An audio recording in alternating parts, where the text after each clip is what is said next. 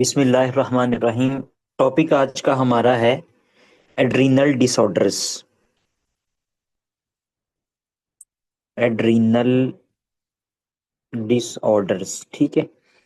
तो adrenal disorders को अगर हम डिस्कस करें तो इससे पहले हमें पता होना चाहिए कि एड्रीनल ग्लैंड मेनली हमारे पास कौन कौन से हॉर्मोन्स की सिक्रीशन करता है। तो एड्रीनल ग्लैंड आपके पास क्या होता है कि सुप्रा रीनल प्रेजेंट होता है, कि आपके पास जो किडनी होती है, किडनी के टॉप के ऊपर आपके पास एड्रिनल ग्लैंड प्रेजेंट होता है, ठीक है।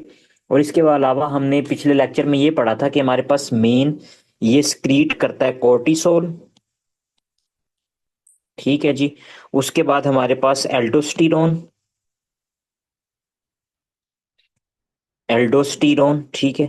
और इसके अलावा एंड्रोजन्स, एंड्रोजन्स की सिक्रीशन भी करता है, ठीक है। तो तीन हार्मोन आपके पास डिफरेंट टाइप के यहाँ से रिलीज होते हैं। तो आज हम जो डिसऑर्डर्स पढ़ेंगे ना, इसमें हमारे पास ऐसी कंडीशन होगी कि ये जो हॉर्मोन्स हैं, या तो हमारे पास इनकी सक्रीशन जो होगी वो ज़्यादा हो जाएगी। कुछ ऐसी डिजीजेज हैं कि जिसमें हमारे पास क्या होगा कि कोर्टिसोल का लेवल जो होगा वो ज़्यादा होगा, ठीक है। हाइपर कोर्टिसोलिज्म एक ऐसी कंडीशन होगी जिसमें कोर्टिसोल का लेवल जो होगा वो ज़्यादा होगा, और इसको हम कहते हैं कुशिंग सिंड्रोम। कुशिंग सिंड्रोम, ठीक है। उसके अलावा हमारे पास हम डिसऑर्डर पढ़ेंगे जिसमें हमारे पास कोर्टिसोल का लेवल कम होगा। हाइपो एल्डोस्टिरोन सॉरी, हाइपो एल्डोस्टिरोनिज्म भी इसमें मिल सकता है, हाइपो एल्डोस्टिरोनिज्म। और इसके अलावा हमारे पास हाइपो कोर्टिसोलिज्म, ठीक है। ये दोनों कंडीशन हमें मिल सकती हैं। तो ये हमारे पास अगर कंडीशन होगी तो इसको हम कहेंगे एड्रीनल इनसुफिशियंसी। एड्रीनल इनसुफिशियंसी, ठीक है। दो बातें हो गई हैं, दो डिजीज का हमने डिस्कस कर लिया। इसके अलावा हमारे पास एक और डिजीज होती है कि जैसे कि अगर कोर्टिसोल का लेवल ज्यादा था तो कुशिंग सिंड्रोम है। इसी तरह से एल्डोस्टिरोन की अगर हम बात करें तो हाइपर एल्डोस्टिरोनिज्म। एल्डोस्टिरोनिज्म हमारे पास एक कंडीशन होगी जिसमें हम देखेंगे कि एल्डोस्टिरोन का लेवल ज्यादा है। तो हमारे पास अगर जिधर से एल्डोस्टिरोन स्क्रीट होना होता है, हमारे पास वहां पे अगर एड्रिनल जो लेयर होती है ग्लोमेरुलोजा, उसका अगर ट्यूमर हो गया तो इसको हम बोलते हैं कॉन सिंड्रोम। Cone syndrome. तो ये हमारे पास ओवरव्यू है आज के हमारे टॉपिक का। तो हमने इसमें क्या करना है कि कोर्टिसोल का लेवल बढ़ जाएगा, कुशिंग सिंड्रोम को डिस्कस करेंगे, एड्रीनल इनसुफिशियंसी को डिस्कस करेंगे, और कॉन सिंड्रोम को डिस्कस करेंगे, ठीक हो गया। थोड़ा सा मैं आगे चलता हूं तो आपको बता देता हूं कि हमारे पास क्या होता है कि हाइपोथैलेमस से CRH की सक्रीशन होती है, जो कि आपके पास एंटीरियर पिट्यूटरी में आके ACTH की सक्रीशन करवाती है। बल्कि ACTH जो होता है वो अकेला सक्रीट नहीं होता, बल्कि उसके साथ हमारे पास क्या पड़ा होता है, आपके पास MSH मेलिनोसाइट स्टिमुलेटिंग हार्मोन होता है, ठीक हो गया। और इसके अलावा हमारे पास ओपियोइड्स भी होते हैं। ओपियोइड्स, तो ये हमारे पास जो कम्बिनेशन होता है ये तीन आपके पास हॉर्मोन्स का, इसको हम कहते हैं, ये जो प्रिकर्सर मॉलिक्यूल है इसको बोलते हैं प्री ओपियो मेलिनोकॉर्टिन, ठीक है। तो हमारे पास CRH जैसे जैसे अगर इंक्रीज होगा तो हमारे पास ये जो प्री ओपियो मेलिनोकोर्टिन प्रीकर्सर मॉलिक्यूल है ना, ये आपके पास ज्यादा से ज्यादा एंटीरियर पिट्यूटरी से रिलीज होगा। तो ये मैंने इकट्ठा इस वजह से लिखा है कि अब हमारे पास अगर हम बात करेंगे ना, तो अकेली ACTH की बात नहीं करेंगे। जब जब नेगेटिव फीडबैक आएगा तो जैसे जैसे ACTH रिलीज होगा तो उसके साथ साथ आपके पास MSH जो है ना वो भी रिलीज होगा, ठीक हो गया। तो ACTH रिलीज होगा तो ACTH आपके पास एड्रीनल जो आपके पास ग्लैंड है वहां से रिलीज करवाएगा कोर्टिसोल। कोर्टिसोल, ठीक है। और उसके अलावा आपके पास सेम इसके रिस्पॉन्स में आपके पास साथ इसी प्रीकर्सर मॉलिक्यूल से MSH भी रिलीज होगा, जो कि स्किन के आपके पास मेलिनोसाइट सेल हैं उन पे आके एक्ट करेगा और क्या करवा देगा, आपके पास हाइपर पिगमेंटेशन। Hyper segmentation. ठीक है, तो ये एक पिट्यूटरी एक्सिस बनाया हमने, हाइपोथैलेमस पिट्यूटरी एक्सिस। ठीक है जी, यहाँ पे मैं लिख देता हूं, आपके पास ये हाइपोथैलेमस है, एच हाइपोथैलेमस। ठीक है, और उसके बाद ये आपके पास जो स्ट्रक्चर है पिट्यूटरी, पी से पिट्यूटरी, और target organ T O, target organ आपके पास एड्रिनल ग्लैंड पे आके लगा है। नेक्स्ट हमने जो बात डिस्कस करनी है ना, सबसे पहले हम डिस्कस करेंगे कुशिंग सिंड्रोम। तो पहला टॉपिक है हमारे पास कुशिंग सिंड्रोम।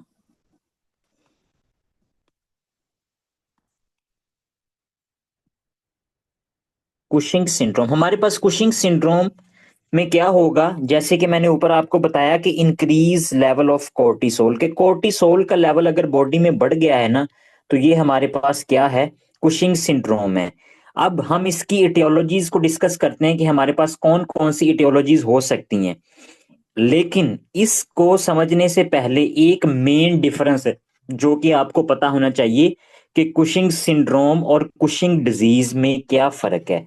अगर आपके पास कभी भी क्वेश्चन आ जाए कि आपके पास कुशिंग डिजीज क्या होती है, तो कुशिंग डिजीज हमेशा ही ACTH से रिलेट होगी। क्या मतलब है इस बात का, कि कुशिंग डिजीज में ना सिर्फ कोर्टिसोल ज्यादा होगा बल्कि ACTH भी ज्यादा होगा। ठीक है, ये बात जो मैंने की है छोटी सी, इसका क्या मतलब है, इसको रिलेट करते हैं कि अगर तो कुशिंग सिंड्रोम है तो आपके पास सेम कोर्टिसोल तो ज्यादा होगा, वो अपने टारगेट ऑर्गन पे इफेक्ट करेगा, दोनों आपके पास सिम्टम्स तो सेम देंगे, लेकिन डिजीज में क्या होगा कि ACTH का लेवल ज्यादा होगा जो कि आगे कोर्टिसोल को इंक्रीज करवा रहा है।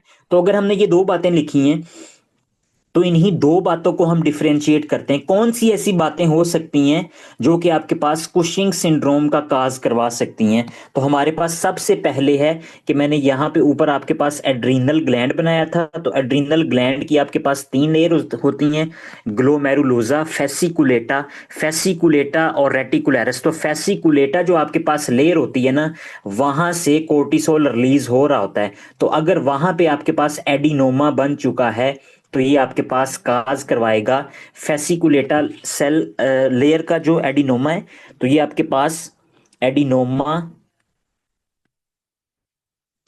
एड्रीनल ग्लैंड, एड्रीनल ग्लैंड का अगर एडिनोमा है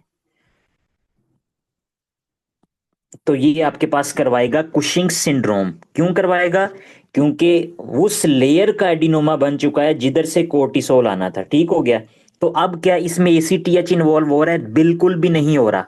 ACTH का कोई रोल नहीं है, खुद ब खुद ही आपके पास यहाँ पे ट्यूमर बन चुका है जो कि आगे कोर्टिसोल की सेक्रेशन कर रहा है। एक बात होगी सिंड्रोम से रिलेटेड। दूसरी सिंड्रोम से रिलेटेड बात यह है कि अगर कोई बंदा एक्सोजिनस ग्लूकोकोर्टिकाइड्स ले रहा है, एक्सोजिनस एक्सोजिनस ग्लूकोकोर्टिकाइड्स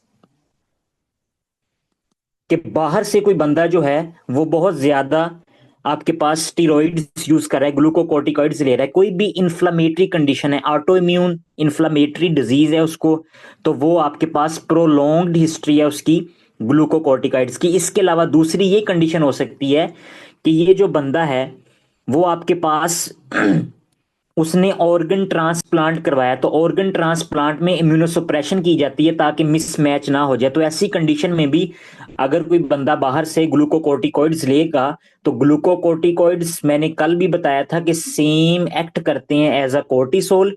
तो कोर्टिसोल का अगर सेम उसकी तरह एक्ट करेंगे तो ये भी आपके पास सेम कुशिंग सिंड्रोम वाले ही साइन एंड सिम्टम्स देगा। तो ये दो मेन रीजन है, आपको पता होना चाहिए कि अगर एडिनोमा हो गया एड्रिनल ग्लैंड का, तो ये आपके पास करवाएगा कोर्टिसोल के लेवल को ज्यादा, या बाहर से कोई बंदा स्टीरॉइड ले रहा है तो वो भी आपकी बॉडी में कोर्टिसोल के लेवल को इंक्रीज कर देगा। ठीक है, अब हम बात कर लेते हैं डिजीज की। तो डिजीज जो है ना हमेशा ही वो ACTH इंक्रीज होने की वजह से होगी। तो अगर हम डिजीज की बात करें तो सबसे पहले आपके पास हो सकता है पिट्यूटरी एडिनोमा।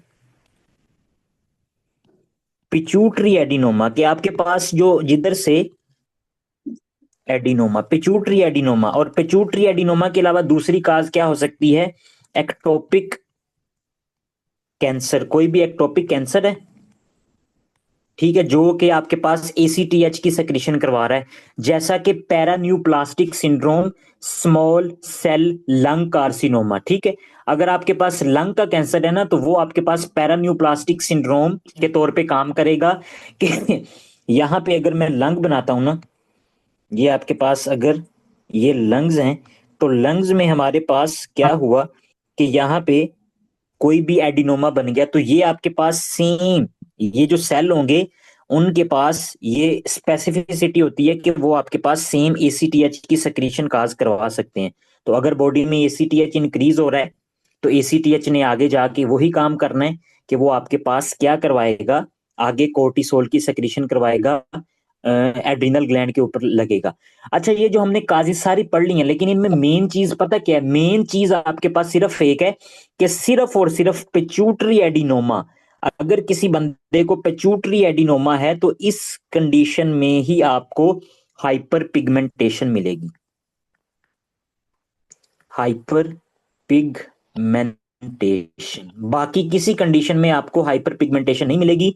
क्योंकि ये बात क्या है, बाकी कोई भी एसीटीएच आपके पास क्या है कि एक्टोपिक सेल्स जो है ना, वो अदर देन एंटीरियर पिट्यूटरी वहां से रिलीज हो रहा है, तो आपके पास प्रीकर्सर मॉलिक्यूल नहीं है। यहाँ पे ये बात देखें कि अगर ये एंटीरियर पिट्यूटरी से आपके पास प्रीकर्सर मॉलिक्यूल जो है, जिसका नाम है प्री ओपियम मेलिनोकोर्टिन, ये एंटीरियर पिट्यूटरी से रिलीज हो रहा है। तो अगर एंटीरियर पिट्यूटरी का एडिनोमा है, तो आपके पास यहां से पूरे का पूरा प्रोडक्ट ये रिलीज होता है। अगर ये पूरा प्रोडक्ट रिलीज हो रहा है, अगर ये एसीटीएच को ज्यादा आगे रिलीज करवा रहा है, तो साथ एमएसएच को भी रिलीज करवाएगा। तो सिर्फ और सिर्फ जो कुशिंग डिजीज है ना, कुशिंग डिजीज, कुशिंग डिजीज, ठीक है, उसमें ही आपके पास जो कोर्टिसोल का लेवल होता है वो ज्यादा होता है, और उसी में ही आपके पास एसीटीएच का लेवल भी ज्यादा होता है। ठीक है जी, क्योंकि पिट्यूटरी एडिनोमा होता है। तो ये आपके पास एमसीक्यूज है, यहाँ पे दो एमसीक्यूज हैं कि कुशिंग सिंड्रोम और कुशिंग डिजीज में क्या फर्क है। कुशिंग डिजीज हमेशा तब होगी कि जब एसीटीएच का लेवल ज्यादा होगा, उसकी वजह से ही कोर्टिसोल ज्यादा होगा। तो ये आपके पास कुशिंग डिजीज है। और कुशिंग सिंड्रोम आपके पास ये जो आपके पास कोर्टिसोल की सेक्रेशन होती है, वो under the influence of ACTH नहीं होती। और कौन सी ऐसी कंडीशन है जिसमें हाइपर पिगमेंटेशन मिलेगी? तो वो पिट्यूटरी एडिनोमा की कंडीशन है, क्योंकि आपके पास प्रोपियोमेलिनोकोर्टिन जो प्रीकर्सर मॉलिक्यूल होता है, वो ना सिर्फ आपके पास एसीटीएच के एसएच को भी सेक्रीट करता है, जो कि मेलानिन मेलिनोसाइट्स जो होंगे मेलानिन प्रोड्यूस करेंगे, जिसकी वजह से आपको हाइपर पिगमेंटेशन मिलेगी। ठीक हो गया? तो यहां तक जो बात थी ना, हमने पढ़ ली है। अब हम थोड़ा सा बुक पे आते हैं और बुक पे देखते हैं, फिर हम आगे चलेंगे और आहिस्ता आहिस्ता फिर देखते हैं।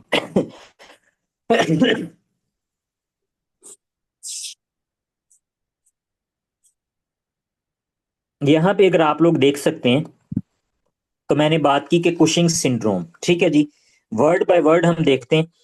तो increase cortisol due to variety of causes. वो कह रहा है कि एक्सोजिनस ग्लूकोकोर्टिकाइड्स, अगर कोई बंदा एक्सोजिनस ग्लूकोकोर्टिकाइड्स ले रहा है, तो उस बंदे की बॉडी में डिक्रीज एसीटीएच। एसीटीएच तो मैंने कहा कि कम होगा, एसीटीएच का कोई इन्फ्लुएंस नहीं है, लेकिन बाइलेटरल एड्रीनल एट्रोफी, उसकी उस बंदे की बॉडी में बाइलेटरल एड्रीनल एट्रोफी हो जाएगी। ठीक है, ये मैं बताता हूं कि क्यों होगी। मोस्ट कॉमन काज है।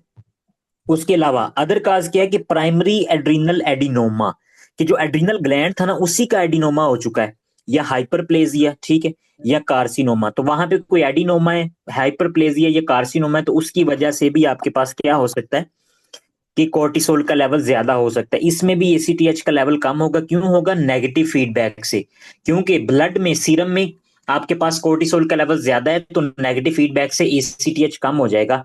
And atrophy of the uninvolved adrenal gland, और एट्रोफी हो जाएगी अनइन्वॉल्व्ड एड्रीनल ग्लैंड। ये जो आपके पास एट्रोफी की बात है, वो क्या है, उसको हम डिस्कस करते हैं, फिर आगे चलते हैं। हमारे पास क्या होते हैं कि इस तरह से दो एड्रीनल ग्लैंड होते हैं।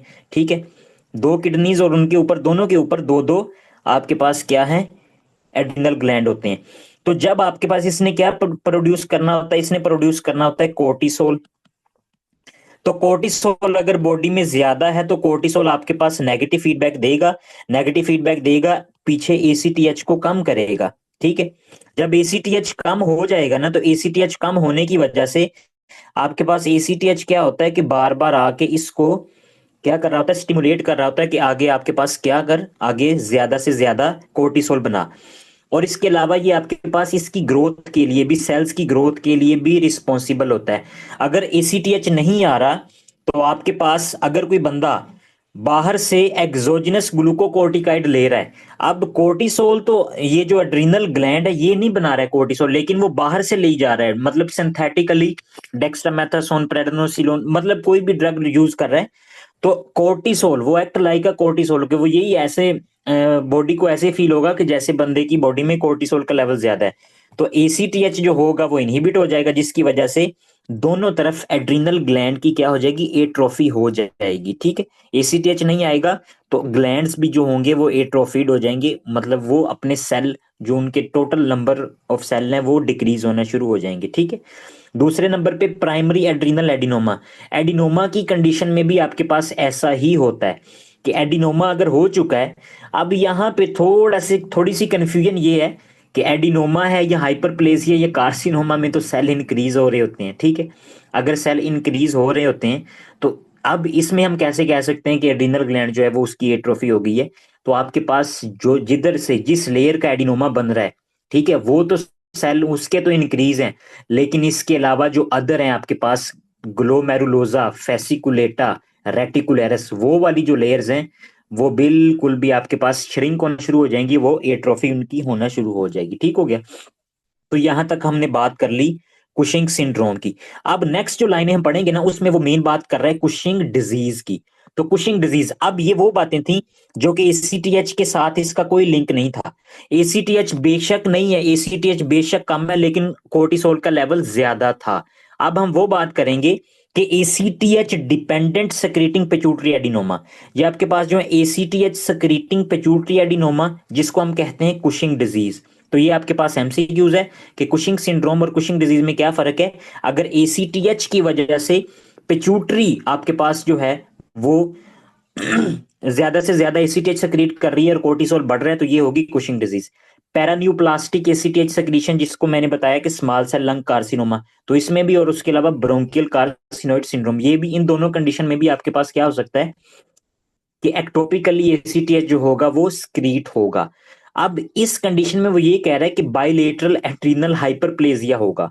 ठीक हो गया, बाइलेटरल एड्रीनल हाइपरप्लेजिया, कि यहां पे जब एसीटीएच ज्यादा होगा तो एसीटीएच ऊपर से ज्यादा है तो वो दोनों तरफ आके, दोनों एड्रीनल ग्लैंड के ऊपर आके एक्ट करेगा। अगर दोनों के ऊपर एक्ट करेगा ना तो दोनों ही साइज में इंक्रीज होंगे, यूनिलेटरल नहीं बल्कि दोनों ही इंक्रीज होंगे। Cushing disease is responsible for the majority of endogenous cases of Cushing syndrome. ठीक है, इसकी वजह से आपके पास ज्यादातर यही होता है कि कुशिंग सिंड्रोम हो सकता है कुशिंग डिजीज की वजह। अच्छा सॉरी, ये यहाँ पे ये इसकी थोड़ी सी मैं रिपीट करता हूँ, एक्सक्यूज मी, कि डिक्रीज एसीटीएच, अगर एसीटीएच का लेवल ज्यादा है तो atrophy of the uninvolved adrenal gland. इसका मतलब ये था, हम दोबारा उधर आते हैं कि हमारे पास ये इस तरह से एड्रिनल ग्लैंड दो पड़े हुए हैं। ठीक है, तो अब आपके पास क्या है कि एसीटीएच तो कम है। ठीक है, एसीटीएच अगर कम है ना तो हमारे पास ये एसीटीएच नहीं आ रहा, लेकिन यहाँ पे लेफ्ट एड्रिनल ग्लैंड का ट्यूमर है, तो ये तो आपके पास कोर्टिसोल बना रहा है और ये आपके पास क्या होगा, इसका साइज जो होगा वो इंक्रीज होगा। लेकिन उसने ये कहा था, वहां पे ये लाइन थी, उसने कहा था कि ए ट्रॉफी ऑफ अनइन्वॉल्व्ड, अनइन्वॉल्व्ड, जो आपके पास वो ग्लैंड जो कि जिसका ट्यूमर नहीं है उसकी एट्रोफी हो जाएगी। ये आपके पास ऐसी कंडीशन होगी एड्रिनल एडिनोमा में, ये कंडीशन होगी एड्रीनल एडिनोमा। एडिनोमा अगर हो चुका है ना तो उसमें आपके पास यूनिलेटरल एट्रोफी मिलेगी। लेकिन अगर कोई बंदा एक्सोजिनस, बाहर से एक्सोजिनस आपके पास कोर्टिसोल ले रहा है तो ऐसी कंडीशन में बाइलेटरल एट्रोफी मिलेगी। ये बात थी, मैं थोड़ा सा उसको जल्दी में गलत आपको बता गया था। ठीक है, दोबारा से हम इसको ठीक कर लेते हैं। ठीक है, तो वो इसमें आपके पास एक्सोजिनस बाइलेटरल एड्रिनल एट्रोफी, और अगर आपके पास एड्रिनल एडिनोमा है तो उसमें आपके पास एट्रोफी ऑफ अनइन्वॉल्व्ड एड्रिनल ग्लैंड। ठीक है, यहां से भी ये भी एमसीक्यूज आ सकता है, ये भी आपको पता होना चाहिए। रीजन मैंने आपको बता दिए। ठीक है, अच्छा जी, इसकी हम क्या क्या हमारे पास फाइंडिंग सिम्टम्स क्या क्या मिल सकते हैं वो हम देखते हैं जल्दी जल्दी से।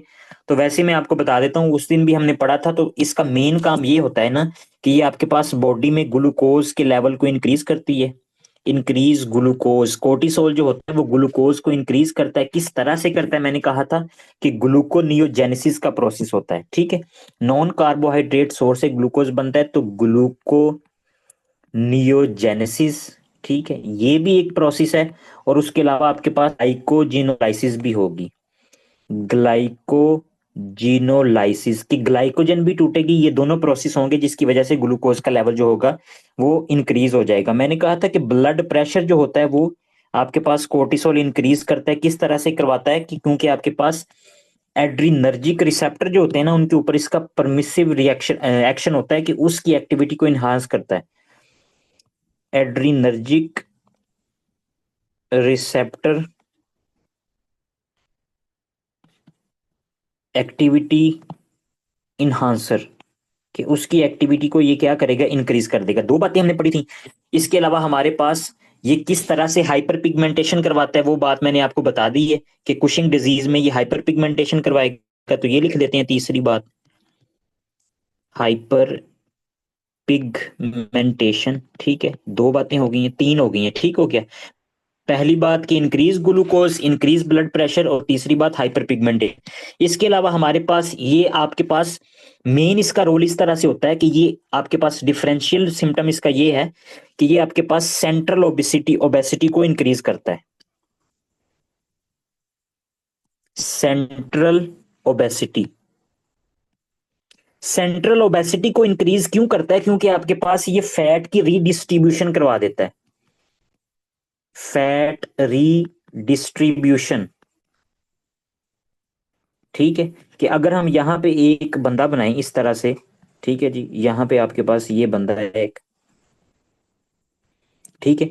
तो हमारे पास क्या करेगा, अगर किसी उस बंदे को क्या होगा कि ये उसके बाजू बनाते हैं, नॉर्मली बाजू ये थे।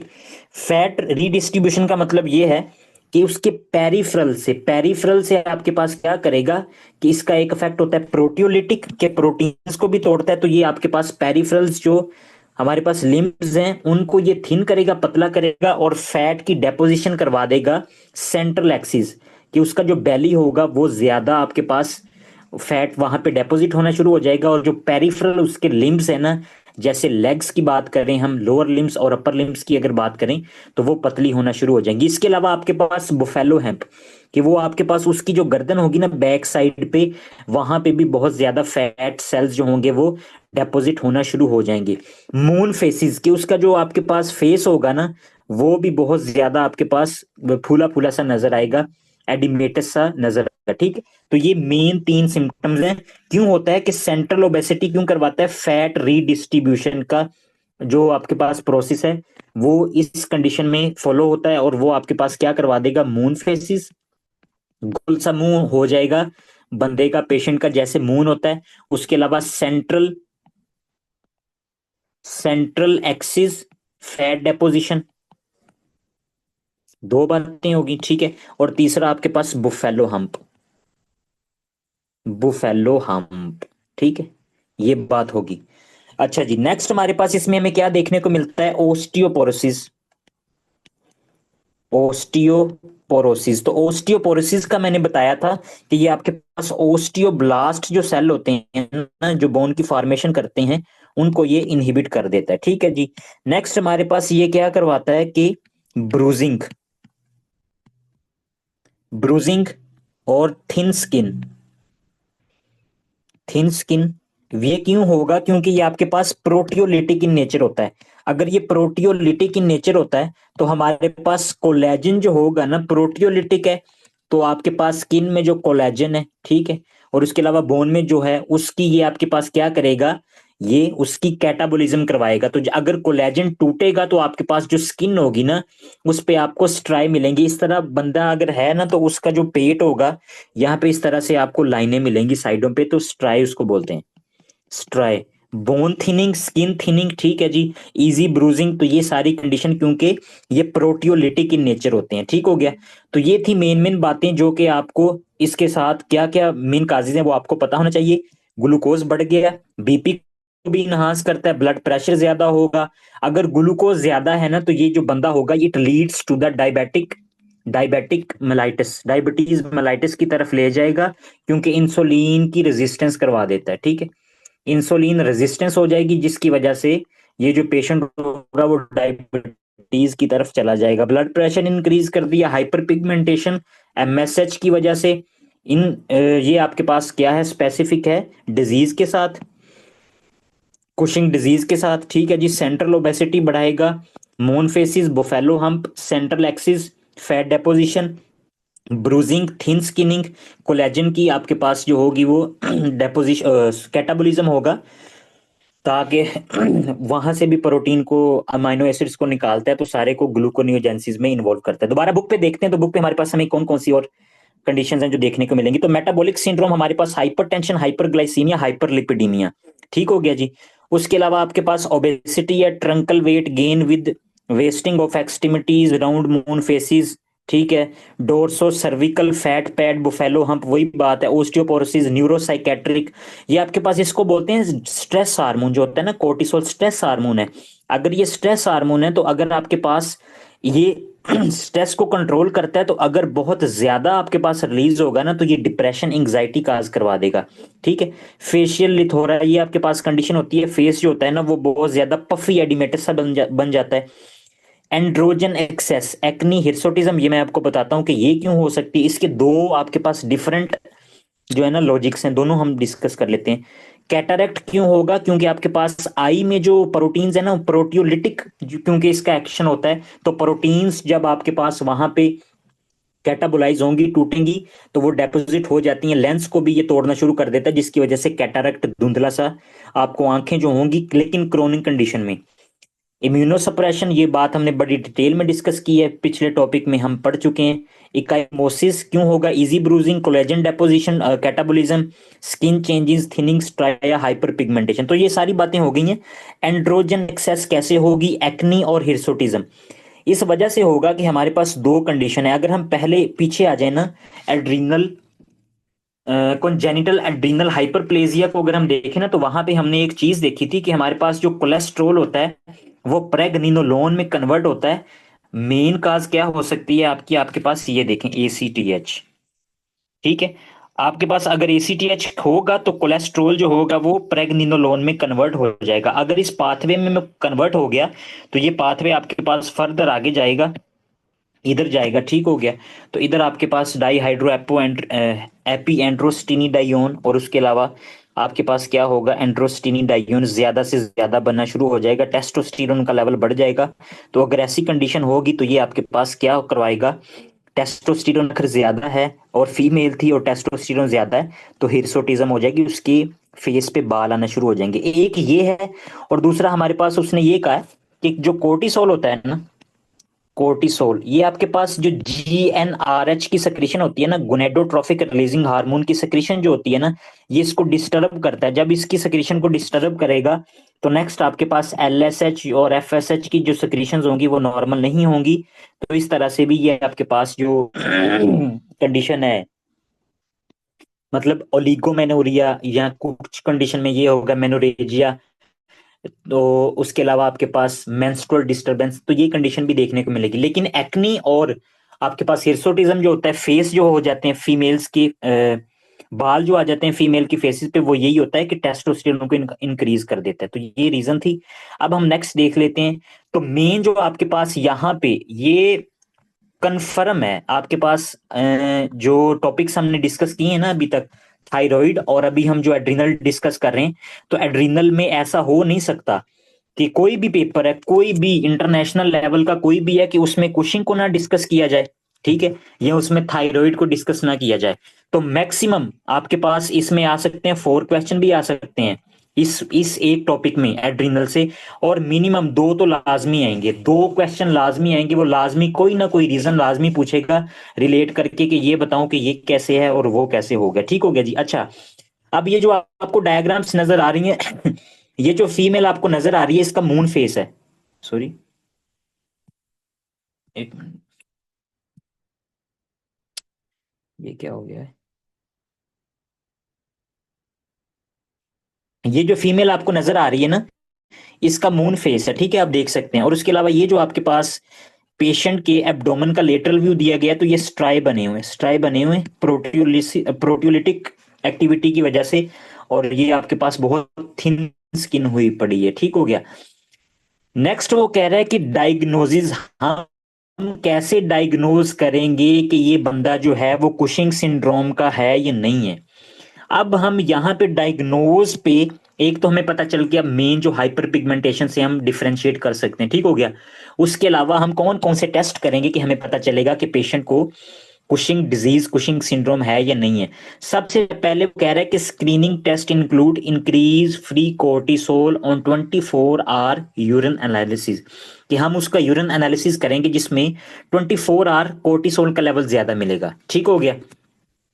Increase late night salivary cortisol, क्योंकि हमारे पास जो सलाइवा होता है ना, उसमें सीबीजी कोर्टिसोल बाइंडिंग ग्लोबुल नहीं होते, तो उसमें लेवल जो होता है वो ज्यादा मिलता है। तो ये दो पे, अगर पेशेंट में ज्यादा से ज्यादा कोर्टिसोल है तो हमारे पास ये रेड फ्लैग है। रेड फ्लैग का मतलब है कि खतरे की बात है, भाई कोर्टिसोल ज्यादा है बंदे में। कि हम किस तरह से उसको डायग्नोज करेंगे, तो दो टेस्ट हमने करवा लिए। तीसरा टेस्ट हमारे पास ये होता है कि हम बाहर से डेक्स्ट्रामेथासोन देंगे, 1 mg डेक्स्ट्रामेथासोन, डेक्स्ट्रामेथासोन, ठीक है।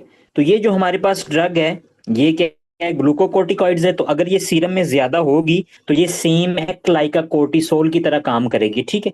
तो अगर ये सेम कोर्टिसोल की तरह काम करेगी तो नेगेटिव फीडबैक जाएगा, और नेगेटिव फीडबैक से पीछे हमारे पास एंटीरियर पिट्यूटरी को क्या किया जाएगा, सुप्रेस किया जाएगा। नेगेटिव फीडबैक कि भाई तू एसीटीएच की सेक्रीशन को कम कर, पहले ही बहुत ज्यादा कोर्टिसोल है।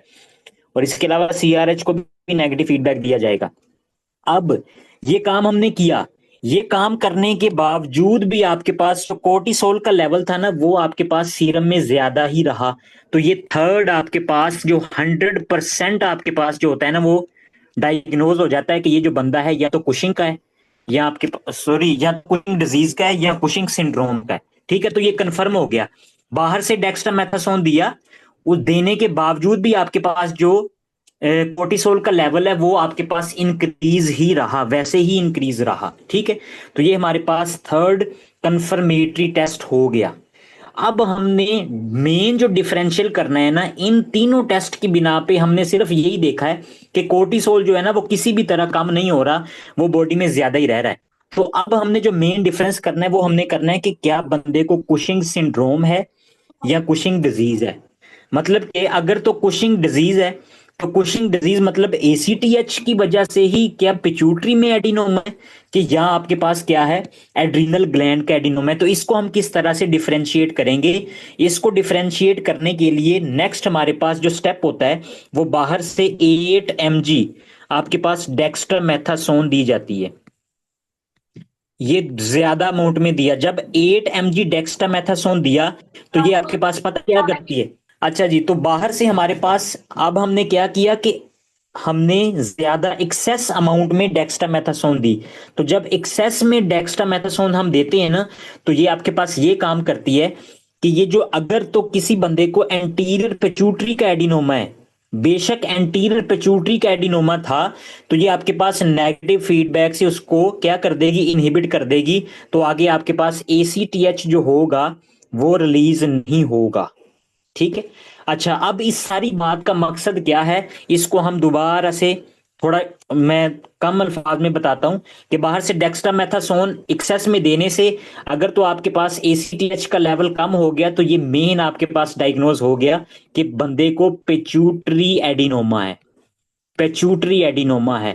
और इसके अलावा अगर आपने बाहर से डेक्स्ट्रामेथासोन एक्सेस में दी है, लेकिन एसीटीएच का जो लेवल है, सिर्फ एसीटीएच की हम बात कर रहे हैं, अब हम सिर्फ और सिर्फ पिट्यूटरी, सॉरी, जो आपके पास है ना कुशिंग डिजीज है, उसको हम डिफरेंशिएट कर रहे हैं कि क्या पिट्यूटरी जो है आपके पास वो मेन काज है, या आपके पास एक्टोपिकली लंग कैंसर की जो काज है वो हो सकती है। तो बाहर से डेक्स्ट्रामेथासोन एक्सेस में दिया, और ज्यादा से ज्यादा आपके पास जो एसीटीएच था उसकी अमाउंट जो होगी वो बहुत ज्यादा कम होगी, तो ये पिट्यूटरी एडिनोमा है। अगर आपके पास बाहर से डेक्स्ट्रामेथासोन देने की वजह से एसीटीएच के लेवल पे कोई फर्क ही नहीं पड़ा, एसीटीएच आपके पास सीरम में उतना ही है, तो ये आपके पास होगी एक्टोपिक एसीटीएच प्रोडक्शन, कि आपके पास स्मॉल सेल लंग कार्सिनोमा जो है ना, वो आपके पास क्या करवा रहा है कि एसीटीएच की प्रोडक्शन करवा रहा है, जो बेशक आप बाहर से देंगे लेकिन एसीटीएच जो होगा वो लंग कैंसर उसको रिस्पॉन्ड नहीं करते। जो नेगेटिव फीडबैक होता है वो सिर्फ और सिर्फ आपके पास पिट्यूटरी जो है ना वो उसको रिस्पॉन्ड करता है। अच्छा, अब हम सिर्फ इतनी बातें जितनी हमने की है ना, इनको एक दफा विजुलाइज कर लें, फिर हम आगे चलते हैं। अच्छा जी, ये वो कह रहा है कि 24 आवर यूरन फ्री कोर्टिसोल के, यूरन में ना जो हमने देखा कि 24 घंटे तक कोर्टिसोल का लेवल ज्यादा था, उसके अलावा लेट नाइट सलाइवरी कोर्टिसोल वो भी ज्यादा था, और inadequate suppression on the 1 mg overnight dexamethasone, फिर हमने बाहर से डेक्स्ट्रामेथासोन भी दी, तो इन सारी कंडीशन के बावजूद भी कोर्टिसोल का जो लेवल था वो बॉडी में ज्यादा ही रहा। तो ये हमारे पास हो गया कंफर्म के बंदे को कुशिंग है। फिर वो कहता है कि मेजर सीरम एसीटीएच, अब हम करेंगे एसीटीएच को मेजर।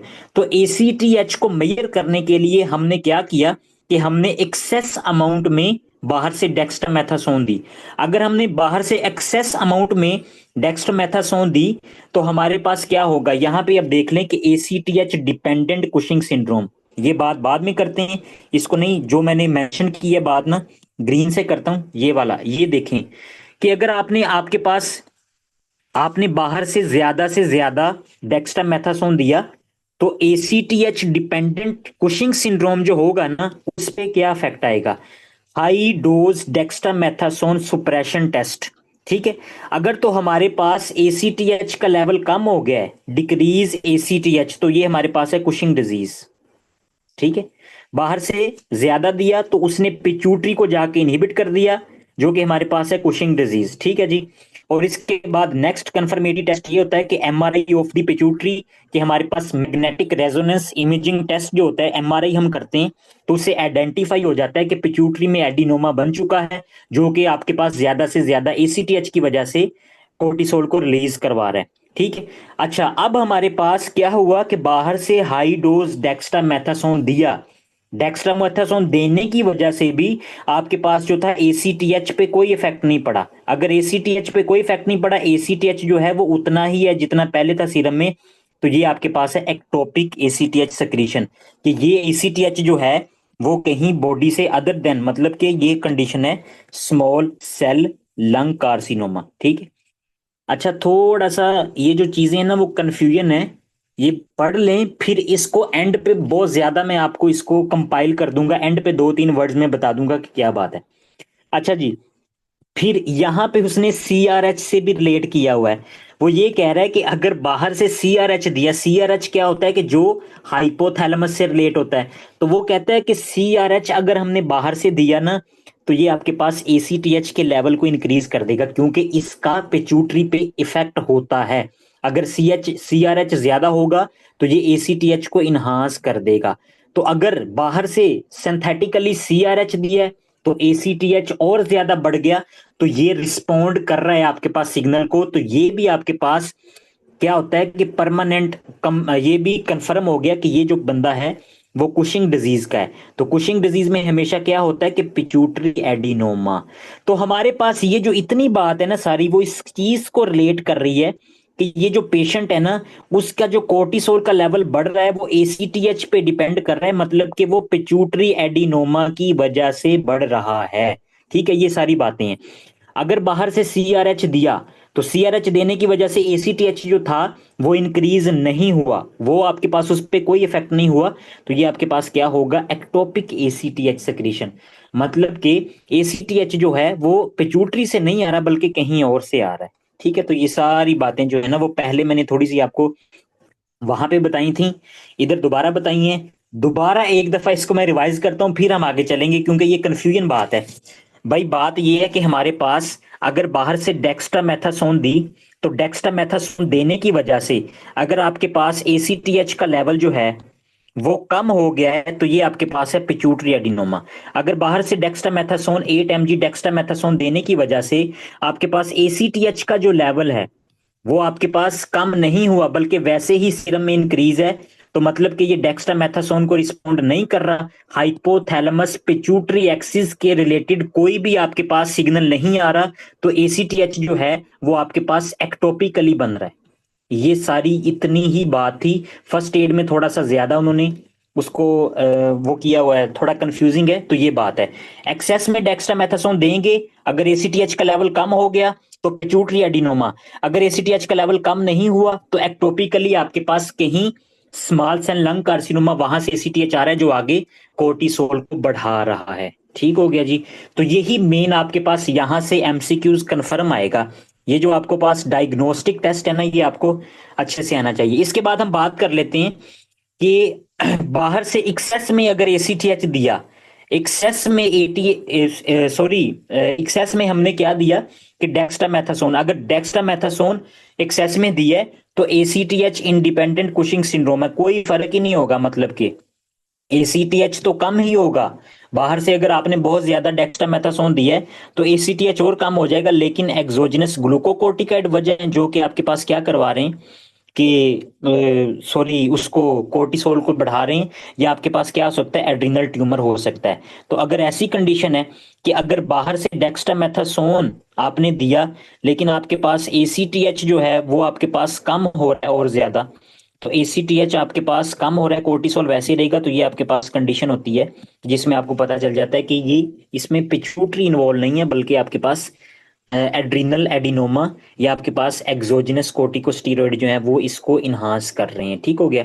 तो ये बहुत ही अहम बात है, ये आपको पता होना चाहिए। दोबारा से हम इसको एक दफा रिवाइज करवाता हूँ। पहला टेस्ट होता है आपके पास यूरिन एनालिसिस, यूरिन एनालिसिस, उसके बाद आपके पास सलाइवरी एनालिसिस, फिर उसके बाद 1 mg डेक्स्ट्रामेथासोन। अगर इसको देने की वजह से भी कोर्टिसोल का लेवल बॉडी में ज्यादा ही है तो फिर आपके पास कंफर्म हो गया कि बंदे को कुशिंग है। इसके बाद देंगे 8 mg डेक्स्ट्रामेथासोन, 8 mg डेक्स्ट्रामेथासोन दिया तो अगर आपके पास एंटीरियर पिट्यूटरी का एडिनोमा है तो आपके पास एसीटीएच का जो लेवल होगा वो कम हो जाएगा। बस इतना याद रखने, बाकी इसके साथ कंसेप्ट सारा रिलेट हो जाएगा। अगर एक्सेस में डेक्स्ट्रामेथासोन देने की वजह से एसीटीएच का लेवल सीरम में कम हो रहा है तो एंटीरियर पिट्यूटरी का एडिनोमा है। और उसके अलावा अगर एसीटीएच का लेवल जो है वो आपके पास वैसे ही ऑलरेडी आप मेजर करेंगे ना, ऐसे तो नहीं होगा ना कि पहले अगर था 10, ठीक है, तो बाहर से दिया तो हो गया 2, ठीक है, तो ये हमारे पास कंफर्म हो जाएगा कि ये एंटीरियर पिट्यूटरी का जो है वो एडिनोमा है। और उसके अलावा आपके पास एक्टोपिकली जो होगा एसीटीएच पे कोई इफेक्ट नहीं आएगा, एसीटीएच वैसा ही है, मतलब कि पहले भी आपके पास जितना था उतना ही रहेगा। ठीक है, मतलब कि 10 था, ये स्मॉल सेल लंग कार्सिनोमा जो थे वो स्क्रीट कर रहे थे 10 mg, तो 10 का 10 mg रहेगा। ठीक हो गया, कोई इफेक्ट नहीं आएगा, तो ये एक्टोपिकली है। अगर आपके पास ऐसी कंडीशन है कि एसीटीएच तो पहले ही कम है, एसीटीएच पहले ही कम क्यों होगा, क्योंकि अगर कोर्टिसोल बॉडी में ज्यादा है तो नेगेटिव फीडबैक होगा ना, तो एसीटीएच आपके पास हम कह सकते हैं कि 2 mg, ठीक है, मतलब कि मिसाल के तौर पे, एग्जांपल के तौर पे, तो ये तो पहले ही कम है। तो हम जो एक्सेस में देते हैं ना वो एंटीरियर आपके पास जो पिट्यूटरी होता है ना उसको एक्सक्लूड करने के लिए हम देते हैं ताकि हमें पता चल जाए। ठीक हो गया जी। इसको हमने बहुत डिटेल में हम बातें कर ली हैं, अब आप खुद पढ़ोगे तो आपको पता चलेगा, इस तरह जो है वो नहीं समझ आएगी आपको। और ज्यादा अगर आप इस चीज को इस तरह देखिए, मेरे से सुने जाएंगे तो इतना पता नहीं चलेगा। अच्छा, नेक्स्ट हमारे पास, मैंने जो ऊपर जब शुरू किया था ना तो मैंने बात की थी कि हम पढ़ेंगे एड्रिनल ग्लैंड। एड्रिनल ग्लैंड में मैंने कहा था कि हमारे पास हम पहली कंडीशन डिस्कस करेंगे हाइपर कोर्टिसोलिज्म, तो वो हमने डिस्कस कर लिया है। अब मैंने कहा था कि दूसरी बात हमने डिस्कस करनी है एड्रिनल इंसुफिशियंसी। इसमें मैंने कहा था कि कोर्टिसोल जो होगा वो ज्यादा हो जाएगा, हाइपर कोर्टिसोलिज्म।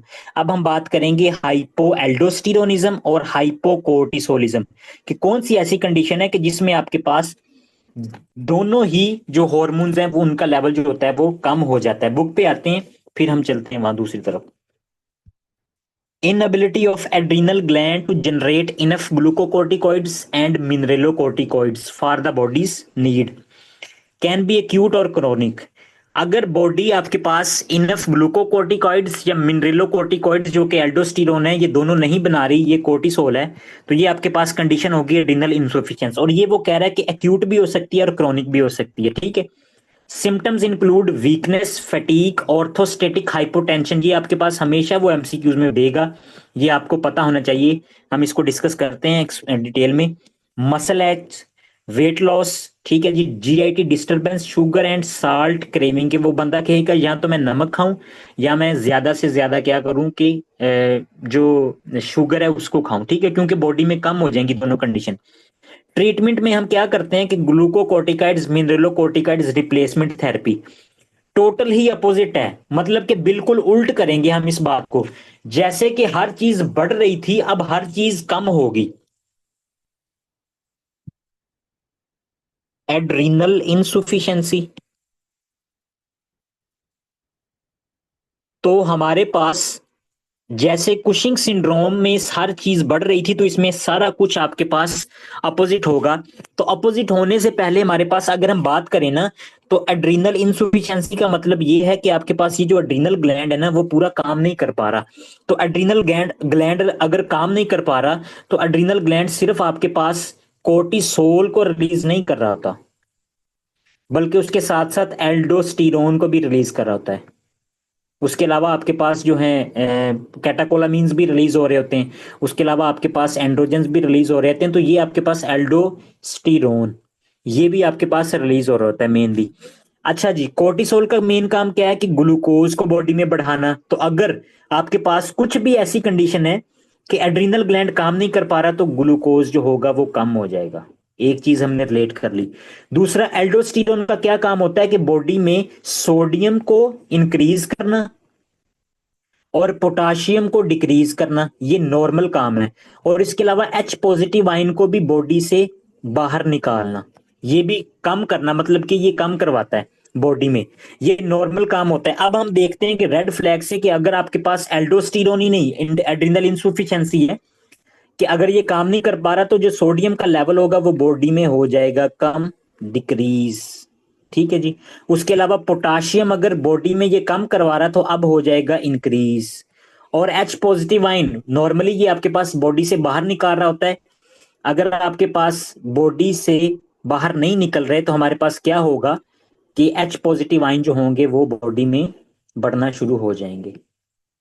एच पॉजिटिव आइन जो होंगे वो इंक्रीज होना शुरू हो जाएंगे। तो ये आपके पास कंडीशन देखने को मिलती है। अच्छा, अब ये जो सोडियम है ना, सोडियम को हमेशा वाटर जो होता है ना वो फॉलो कर रहा होता है, H2O फॉलो कर रहा होता है।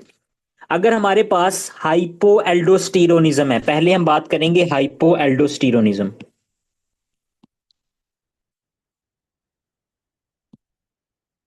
तो हाइपो एल्डोस्टिरोनिज्म में आपके पास क्या होगा, आपको देखने को मिलेगी हाइपोटेंशन।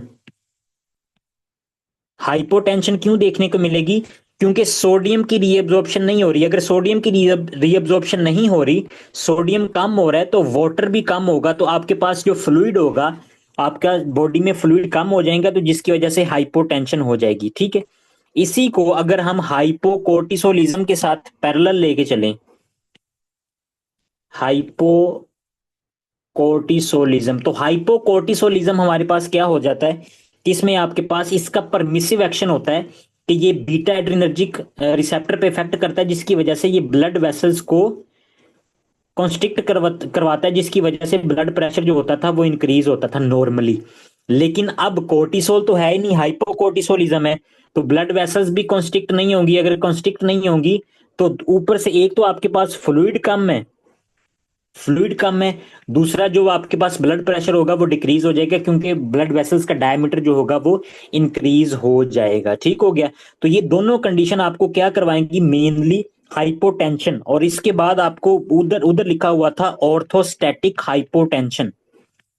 ऑर्थोस्टैटिक हाइपोटेंशन, तो मेन जो लॉजिक थी वो ये थी कि ये बंदा आपके पास जो होगा, इसका पेशेंट, जैसे ही वो बैठा हुआ उठ के खड़ा होगा ना, तो उसको चक्कर आना शुरू हो जाएंगे, बहुत ज्यादा हाइपोटेंशन हो जाएगी उसकी बॉडी में, क्योंकि आपके पास जो लोअर बॉडी से जो ब्लड पंप होना होता है, वो ऊपर की तरफ मूव करना होता है ना, जो वो ब्लड वेसल्स पे भी डिपेंड कर रहा होता है और आपके वॉल्यूम के ऊपर भी डिपेंड कर रहा होता है। तो अगर फ्लूइड्स लेवल कम है और आपके पास जो ब्लड वेसल्स जो हैं वो बहुत ज्यादा डायलेट हो चुकी हैं, तो उस दोनों की कंडीशन की वजह से आपके पास ऑर्थोस्टैटिक हाइपोटेंशन मिलेगी। मतलब कि आपके पास इस पेशेंट का जो ब्लड प्रेशर होगा वो डिक्रीज होगा। साल्ट बॉडी में कम है तो साल्ट की क्रेविंग होगी, ग्लूकोज कम है तो ग्लूकोज की क्रेविंग होगी, जीआईटी डिस्टरबेंस भी होगी, ठीक है, ग्लूकोज का लेवल कम हो जाएगा, वेट लॉस, वो सारी कंडीशन जो है वो नॉर्मल है। इसके बाद नेक्स्ट हमारे पास कौन सी ऐसी कंडीशन है कि ये दोनों के दोनों जो हार्मोन है वो आपके पास अपना काम करना छोड़ देंगे। तो वो ये कह रहा है, जो अहम बात है वो आपको पता होना चाहिए कि एक्यूट और क्रॉनिक, कुछ एक्यूट कंडीशन है जिसकी वजह से आपके पास एड्रिनल इनसफिशिएंसी होगी, और कुछ आपके पास है क्रोनिक कंडीशंस। तो एक्यूट कंडीशन में सबसे पहले आपको पता होना चाहिए कि नजीरिया मेनिंजाइटिस,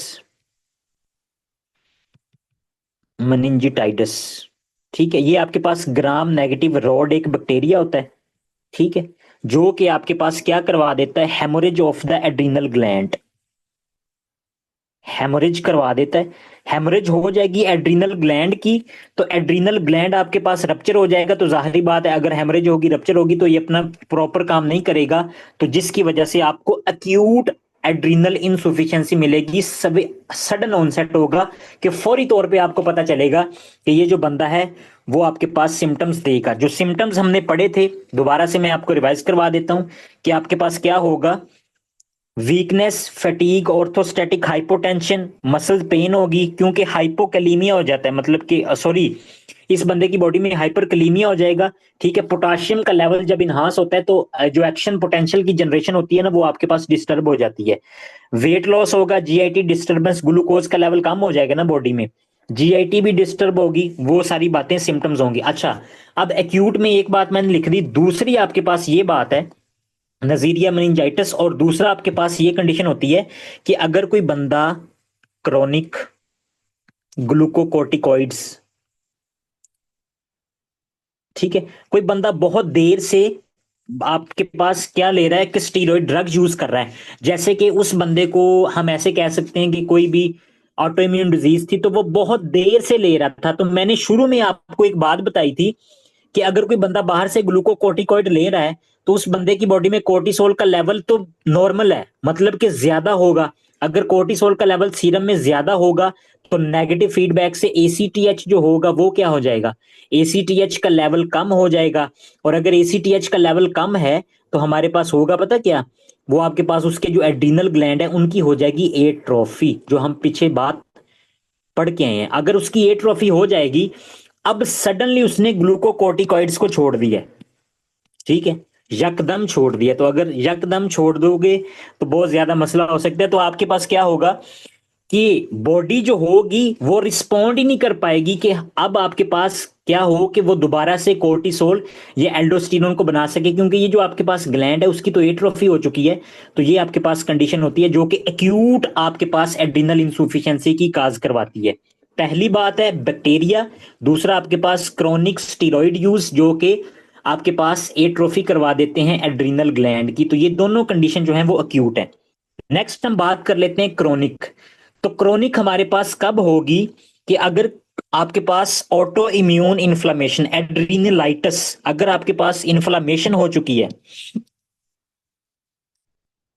एड्रीनलाइटिस, ठीक है, तो ये हमेशा क्रोनिक होगी कि आहिस्ता आहिस्ता जो होगा एड्रीनल ग्लैंड जो होगा वो आपके पास इन्फ्लामेशन होगी, और आहिस्ता आहिस्ता उसके सेल जो होंगे वो उनकी ब्रेकडाउन शुरू होगी। अच्छा, इसमें इसकी मोस्ट कॉमन काज है माइकोबैक्टीरियम ट्यूबरक्लोसिस, माइकोबैक्टीरियम ट्यूबरक्लोसिस, ठीक है जी। एसिड फास्ट बैसिलाई रॉड होता है, तो ये आपके पास क्या करवा देता है, एड्रीनलाइटिस, और ये क्रोनिकली आपको एड्रिनल इनसुफिशियंसी की तरफ लेके जाता है। अब ये जो बातें हमने पढ़ी है ना इसको थोड़ा सा हम बुक से पढ़ लें, फिर मैं आगे लेके चलता हूं आपको। अच्छा जी, आपके पास वो ये कह रहा है कि एक्यूट एड्रिनल इनसुफिशियंसी की कौन कौन सी काजेज हैं, आल्सो कॉल्ड एड्रिनल एडिसोनियन क्राइसिस, इसको एडिसोनियन क्राइसिस कहेंगे, often precipitated bye acute stressor that increase glucocorticoid requirement, infection in patient with pre-existent adrenal insufficiency और ऑन ग्लूकोकोर्टिकोइड थेरेपी।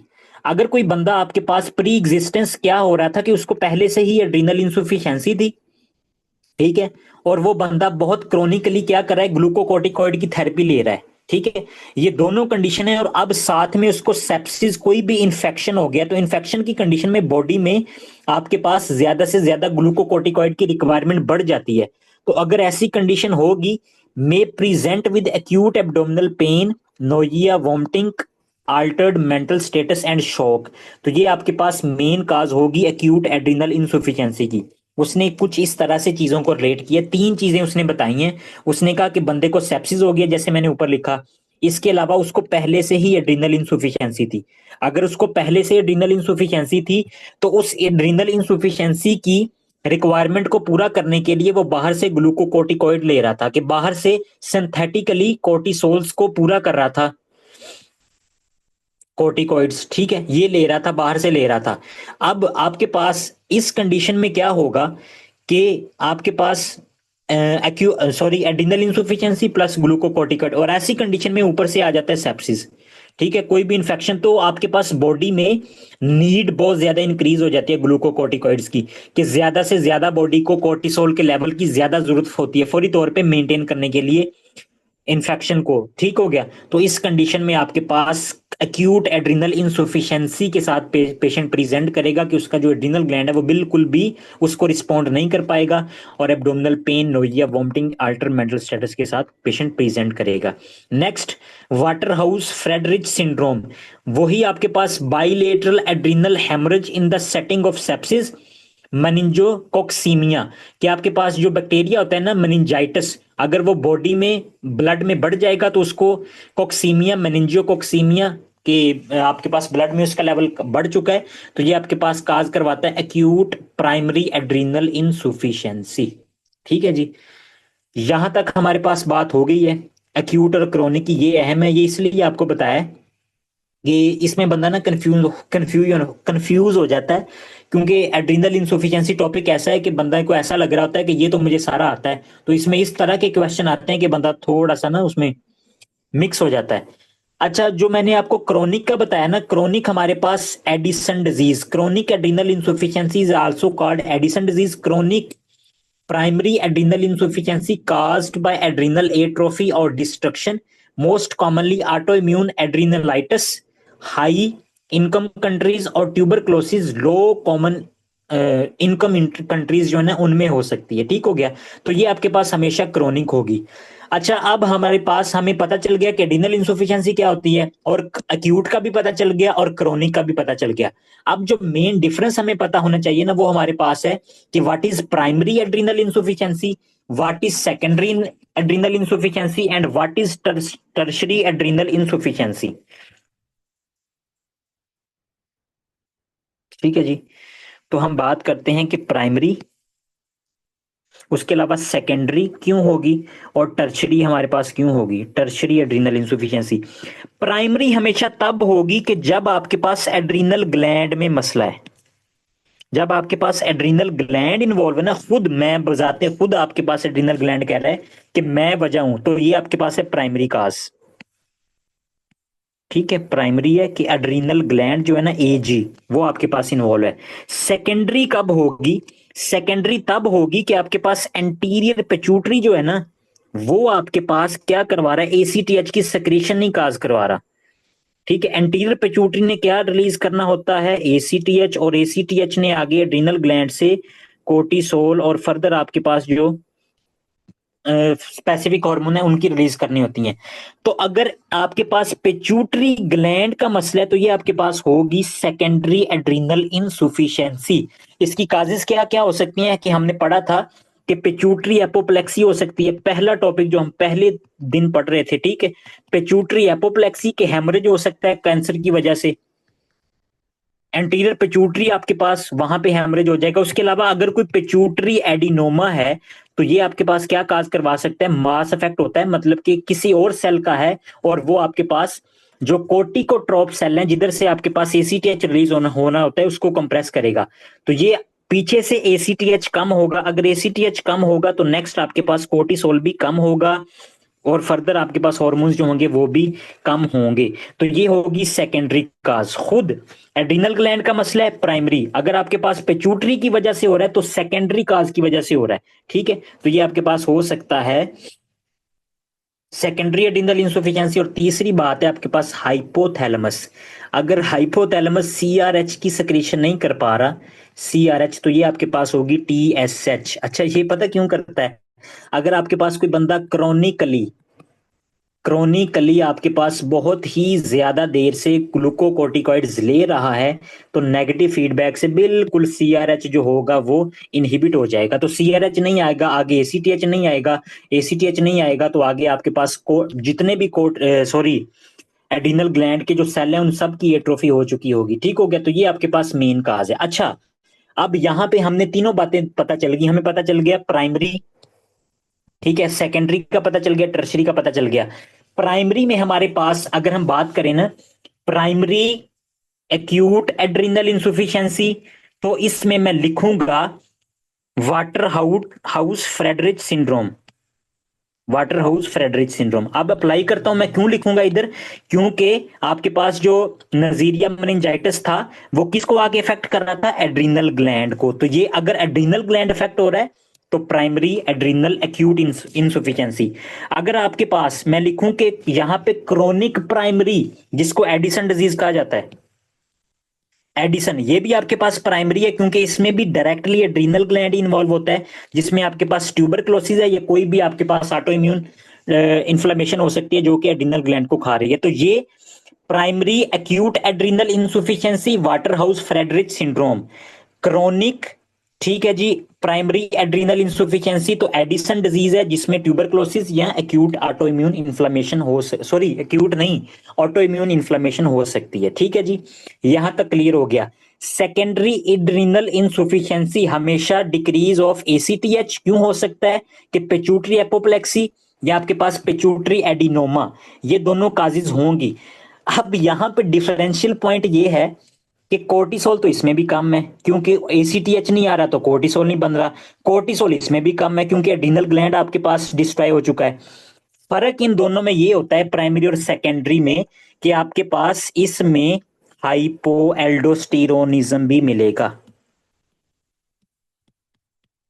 इसमें साथ हाइपो एल्डोस्टेरोनिज्म भी मिलेगा, क्योंकि हाइपो एल्डोस्टेरोन भी तो एड्रिनल ग्लैंड से ही रिलीज होना होता है। ठीक है, तो आपके पास कोर्टिसोल भी कम होगा और हाइपो एल्डोस्टेरोनिज्म भी आपको मिलेगा, दोनों का लेवल कम होगा। लेकिन लेकिन सेकेंडरी में हमेशा सिर्फ और सिर्फ आपके पास कोर्टिसोल का लेवल आपको कम मिलेगा क्योंकि एसीटीएच नहीं आ रहा। एसीटीएच आपके पास स्पेसिफिकली किसको रिलीज करवा रहा होता है? कोर्टिसोल को। लेकिन जो एल्डोस्टेरोन होता है ना, उसकी जो सिक्रीशन होती है वो आपके पास रिनिन करवा रहा होता है, रिनिन। इसको थोड़ा सा मैं आपको एक्सप्लेन करता हूं, लेकिन यहां तक फिर हम टॉपिक से बाहर निकल जाएंगे। नेक्स्ट हमने एल्डोस्टेरोनिज्म ही पढ़ना है तो उसमें मैं बताऊंगा। लेकिन आपको इतना पता होना चाहिए कि सेकेंडरी में क्योंकि एसीटीएच काज है तो इसमें एल्डोस्टेरोन जो होता है उसका लेवल नॉर्मल मिलेगा। एल्डोस्टेरोन जो होगा सेकेंडरी में वो नॉर्मल, क्योंकि आपके पास एसीटीएच सिर्फ रिस्पॉन्सिबल होता है कोर्टिसोल की सिक्रीशन के लिए। और टर्शरी मैंने आपको बता दी है। अब हम दोबारा चलते हैं बुक पे और बुक पे देखते हैं कि हमारे पास हमने क्या पढ़ा है। वो कह रहा है कि डिक्रीज पिट्यूटरी, प्राइमरी एड्रिनल इंसुफिशियंसी की पहले बात करते हैं फिर हम सेकेंडरी की बात करेंगे। प्राइमरी में ये है जी primary adrenal insufficiency, decrease gland function, खुद ग्लैंड में अपना मसला है। डिक्रीज कोर्टिसोल, डिक्रीज एल्डोस्टेरोन, दोनों कम होंगे क्योंकि ग्लैंड डिस्ट्रॉय हो चुका है, दोनों यहीं से बने होते हैं। Hypotension, hyponatraemic volume contraction, hyperkalaemia, metabolic acidosis, ठीक है जी, ये सारी बातें होगी। उसके अलावा हमारे पास स्किन मिकोजल हाइपर पिगमेंटेशन, ठीक है, ये बात मैं आपको दोबारा बता देता हूँ। Increase melanin synthesis due to increase MSH, a by product of P proopiomelanocortin cleavage, primary pigmented the skin mucosa. अब हमारे पास क्या है कि आपका एड्रीनल ग्लैंड जो है ना वो आपका रप्चर हो चुका है, हेमरेज हो चुकी है, डिस्ट्रॉय हो चुका है, तो बॉडी में कोर्टिसोल का लेवल कम है, तो नेगेटिव फीडबैक से आपके पास क्या होगा कि आपके पास एसीटीएच की सिक्रीशन जो होगी वो नेगेटिव फीडबैक से बढ़ जाएगी। अगर एसीटीएच बढ़ेगा तो साथ एमएसएच भी बढ़ता है। तो हमेशा प्राइमरी एड्रिनल इंसुफिशियंसी में आपको हाइपर पिगमेंटेड स्किन मिलेगी। ठीक है, हाइपर पिगमेंटेड स्किन मिलेगी सिर्फ और सिर्फ आपके पास प्राइमरी एड्रिनल इंसुफिशियंसी में। इसके अलावा हमारे पास दूसरी अगर हम बात करें सेकेंडरी एंड टर्शरी एड्रिनल इंसुफिशियंसी, तो इसमें हमारे पास क्या होगा कि डिक्रीज पिट्यूटरी। ठीक है जी, एसीटीएच सक्रीशन, अगर पिट्यूटरी से एसीटीएच की सक्रीशन कम हो रही है तो ये सेकेंडरी काज है, क्योंकि पीछे से एसीटीएच नहीं आ रहा। अगर पीछे से एसीटीएच नहीं आ रहा तो हमारे पास डिक्रीज हाइपोथैलेमिक सीआरएच सक्रीशन, अगर ये कंडीशन होगी तो ये हमारे पास क्या होगा, टर्शरी सक्रीशन होगी। नो हाइपरकलीमिया, इसमें हाइपरकलीमिया नहीं होगा। क्यों नहीं होगा? क्योंकि एल्डोस्टेरोन की जो सिंथेसिस होती है ना, वो आपके पास एड्रीनल ग्लैंड से इफेक्ट होती है। अगर एड्रीनल ग्लैंड आपके पास नॉर्मल काम कर रहा है तो एल्डोस्टेरोन बनता रहेगा, वो बात मैं बता चुका हूं, क्योंकि वो आपके पास इंटैक्ट होता है रास मैकेनिज्म से। ठीक है, तो इसमें नो हाइपर पिगमेंटेशन, क्योंकि आपके पास इसमें हाइपर पिगमेंटेशन नहीं मिलेगी, पिट्यूटरी नहीं है, एसीटीएच ही नहीं आ रहा, एसीटीएच के साथ ही एमएसएच आता है, तो इसमें हाइपर पिगमेंटेशन भी नहीं मिलेगी। Secondary adrenal insufficiency is due to pituitary pathologies, कि कोई भी पिट्यूटरी की पैथोलॉजी हो सकती है, एपोप्लेक्सी हो सकती है, ठीक है, उसके अलावा वहां पे एडिनोमा हो सकता है। Tertiary adrenal insufficiency is most commonly due to abrupt cessation of the chronic glucocorticoid therapy HPA suppression। अगर कोई बंदा क्रॉनिकली ग्लूकोकोर्टिकाइड ले रहा था ना, तो उसने सडनली उसको छोड़ दिया, तो जब सडनली उसने छोड़ दिया उसको, तो आपके पास इतना ज्यादा सीआरएच कंप्रेस हो चुका था, सप्रेस हो चुका था, कि वो नेक्स्ट आपके पास रिलीज ही नहीं होगा, तो सीआरएच ही नहीं आएगा। ठीक है, वो आपके पास नेगेटिव फीडबैक से इनहिबिट हो चुका होता है बहुत ज्यादा देर तक। तो ये टर्शरी, टर्शरी में वो ज्यादातर जाता नहीं है, आपको पता होना चाहिए, लेकिन प्राइमरी और सेकेंडरी में ही रहता है। प्राइमरी में हाइपर पिगमेंटेशन मिलेगी, हाइपर पिगमेंटेशन प्राइमरी में मिलेगी, क्योंकि एसीटीएच जो होता है वो आपके पास ज्यादा होता है। सेकेंडरी में आपके पास हाइपर पिगमेंटेशन नहीं मिलेगी। ठीक है, क्योंकि एसीटीएच ही नहीं बन रहा होता। ठीक है, यहाँ एसीटीएच ज्यादा होगा और इसमें एल्डोस्टेरोन का लेवल कम होगा, इसमें एल्डोस्टेरोन का लेवल जो होगा वो नॉर्मल होगा, क्योंकि एल्डोस्टेरोन जो होता है वो रास ने रिलीज करवाना होता है। अच्छा जी, नेक्स्ट हम किस तरह से डायग्नोज करेंगे कि ये जो बंदा है वो एड्रिनल इंसुफिशियंसी का है? तो इसको डायग्नोज करने के लिए कंसर्न फॉर एड्रिनल इंसुफिशियंसी हम क्या करेंगे, कोर्टिसोल के लेवल को चेक करेंगे। ठीक है, तो हमने देखा कि सुबह सुबह कोर्टिसोल का लेवल कम है, हालांकि कोर्टिसोल का लेवल 6 AM ज्यादा होता है, रात को फिर कम हो जाता है, क्योंकि स्ट्रेस हार्मोन है। ठीक है जी, और इसके अलावा हमारे पास ये जब हमने देख लिया तो मैयर रैंडम सीरम एसीटीएच का लेवल। अब हम पता क्या करते हैं कि बाहर से सिंथेटिकली ना एसीटीएच देते हैं। बाहर से जब सिंथेटिकली एसीटीएच देंगे, तो एसीटीएच अगर बाहर से दिया, इधर आते हैं, इधर बताता हूं आपको, सारी बातें हमें पता चल गई। हमें पता चल गया कि कोर्टिसोल का लेवल जो है ना वो सीरम में देखा तो कम है। अब हमने पता लगाना है कि क्या ये प्राइमरी है या सेकेंडरी है। तो हमने बाहर से सिंथेटिक सिंथेटिक एसीटीएच दे दिया। अगर बाहर से सेकेंडरी एसीटीएच दिया, तो सेकेंडरी, अगर सेकेंडरी होगी तो इसमें आपके पास कोर्टिसोल का लेवल जो होगा वो नॉर्मल हो जाएगा। ठीक है, क्योंकि एसीटीएच पिट्यूटरी से बन रहा होता है, तो पिट्यूटरी आपके पास सेकेंडरी काज है, तो बाहर से सिंथेटिक दिया। अच्छा, हम बात कर रहे थे कि हम बाहर से सिंथेटिकली ना एसीटीएच देंगे। जब बाहर से सिंथेटिक एसीटीएच देंगे, तो अगर तो सेकेंडरी काज है तो हमारे पास कोर्टिसोल का लेवल जो होगा वो नॉर्मली इंक्रीज हो जाएगा, क्योंकि पिट्यूटरी में मसला था। पिट्यूटरी जो था वो आपके पास क्या था, एसीटीएच की सक्रीशन नहीं करवा रहा था। तो अब हमने पिट्यूटरी को तो वैसे ही बाहर निकाल दिए, वैसे ही हम एसीटीएच दे रहे हैं, तो हम कहेंगे इस तुम्हारी जरूरत नहीं है, तो हमारे पास कोर्टिसोल का लेवल बढ़ जाएगा। अगर कोर्टिसोल का लेवल बढ़ जाएगा तो ये हमारे पास है सेकेंडरी काज, बाहर से सिंथेटिक एसीटीएच देने की वजह से। और अगर बाहर से सिंथेटिक एसीटीएच दिया, एसीटीएच देने की वजह से भी कोर्टिसोल पे कोई फर्क नहीं आया, तो ये हमारे पास होगी प्राइमरी काज, क्योंकि कोर्टिसोल जो होता है वो एसीटीएच पे डिपेंड कर रहा होता है। ठीक है, लेकिन यहाँ पे आपके पास एड्रिनल ग्लैंड जो है उसी की इन्फ्लेमेशन है, वो आपके पास हेमरेज हो चुकी है, तो इसमें आपके पास कोर्टिसोल का लेवल जो होगा वो कम ही रहेगा, नहीं बढ़ेगा। तो इस तरह से हम इसको डायग्नोज करते हैं। तो बुक पे हम देख लेते हैं कि डिक्रीज और इनअप्रोप्रिएट नॉर्मल एसीटीएच अगर होगा तो ये हमारे पास काज है सेकेंडरी और टर्शरी एड्रिनल इंसुफिशियंसी की, ठीक है। और अगर एसीटीएच आपके पास, आप एसीटीएच ज्यादा है लेकिन प्राइमरी एड्रिनल इंसुफिशियंसी, अब आपके पास, अच्छा ये जो बातें उसने लिखी हुई है ना, ये नॉर्मली वैसे भी बता रहा है, इसमें उसने पता क्या बताया, ये आपके पास ऊपर जो मैं आपको नेगेटिव फीडबैक वाली बात बता रहा था वो बात है कि आपके पास एड्रिनल इंसुफिशियंसी अगर प्राइमरी होगी ना तो उसमें ज्यादा से ज्यादा एसीटीएच होगा, ठीक है, एसीटीएच उसमें ज्यादा होगा, ठीक है। और उसके अलावा सेकेंडरी और टर्शरी में आपके पास क्या होगा कि एसीटीएच ही तो कम है, तो उसी की वजह से आगे आपके पास क्या है, नेक्स्ट कोर्टिसोल जो है वो नहीं बन रहा। लेकिन सिंथेटिक बाहर से दे के एसीटीएच फिर भी हम उसको डायग्नोज कर सकते हैं, वो एक एक्स्ट्रा बात थी, तो उसको भी ज्यादा क्लैरिफाई उससे हो जाता है, ठीक है।